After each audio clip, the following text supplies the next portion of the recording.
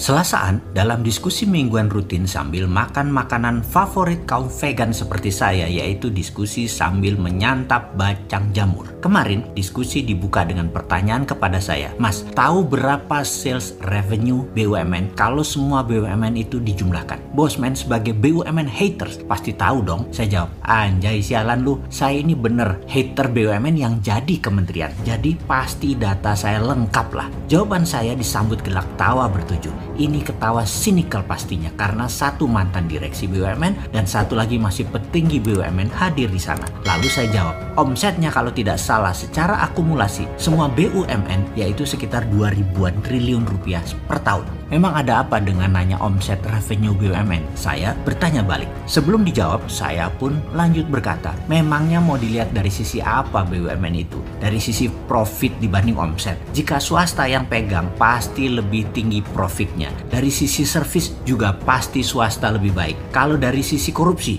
swasta nggak ada korupsi. Kalau dikorupsi, pengelolanya langsung kolaps perusahaannya. Kalau BUMN dikorupsi, merugi, negara injek, tambah dana dan fasilitas dari APBN. Surga bener deh tuh BUMN. Asli saya geblek-geblekin BUMN bobrok semua kok dipiara di bawah kementerian. Amit-amit banget dah. Saya mulai nyolot. Pokoknya enak kerja di BUMN. Ukuran suksesnya gampang. Proyeknya, proyek pemerintah. Komisarisnya, pejabat kementerian terkait dan para pendukung pilpres. Modal kalau kurang, negara yang bantu. Tambah subsidi lagi terhadap harga jual. Seperti pupuk misalnya. Pokoknya siapa saja bisa jadi direksi BUMN. Gak usah pinter, pokoknya nurut diatur. Wes, itu aja syaratnya. Sebuah kalimat yang menunjukkan sinisnya saya dengan BUMN di bawah kementerian. Kenapa Mas Mardigu gak suka sama BUMN sih? Demikian salah satu yang hadir yang baru beberapa kali ketemu, yang belum kenal sekali sifat asli saya. Kalau yang sudah tahu nan tahu banget, saya ini anti pemerintah berbisnis. Saya ini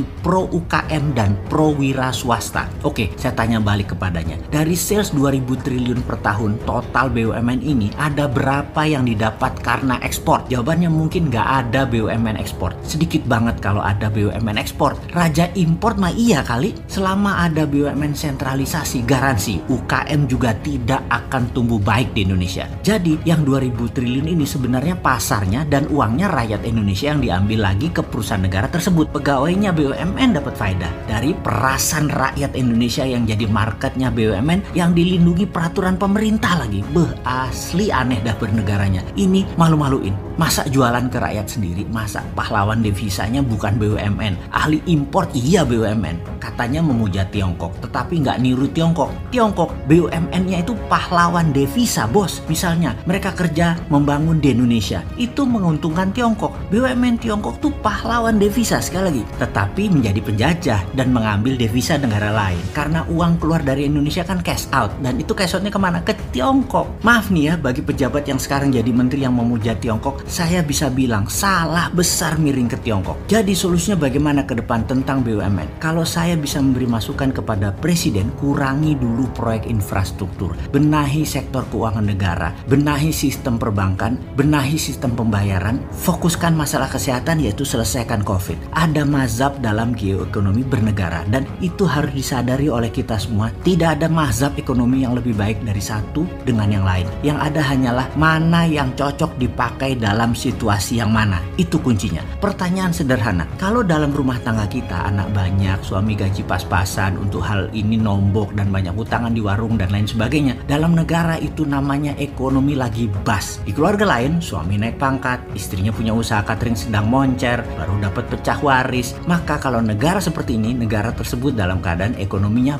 boom. Jadi ada ekonomi boom atau summertime dan ada ekonomi bust atau winter time. Saya berusaha menerangkan panjang lebar alasan BUMNisasi ini tidak tepat, dan kedua alasan FDI atau Foreign Direct Investment. Dalam artian saya memahami FDI adalah Cinanisasi yang tidak tepat dalam membangun strategi ekonomi bernegara. Karena saat ini winter time lagi bust. Jangan coba-coba FDI, miskin kita malah jadinya. Saya heran dengan FDI. Asing masuk dikasih fasilitas, pajaklah dikasih tax holiday, kemudian tarif masuk barang yang murah dan lain sebagainya. Padahal kalau di MMT, ekonomi yang dianut oleh kita kaum Sontoloyo ini, DDI itu lebih penting. Apa itu DDI? Domestic Direct Investment. Itu yang diutamakan, bukan foreign atau asing. Lalu alasan Indonesia nggak ada rupiah sehingga investasinya nggak ada, itu aneh lagi. Indonesia nggak punya rupiah, asli aneh. Kalau Indonesia nggak punya dolar wajar, bukan mata uang kita, tapi nggak punya rupiah. Itu aneh bin ajaib. Oke, kita lanjut. Lalu, kalau melihat langkah ekonomi makro mikro sekarang lebih parah, malah kesentralisasi BUMN dan kekuatan oligarkinya malah dikuatkan. Ya monggo aja. Atau gini deh, terserah 4L kali ya.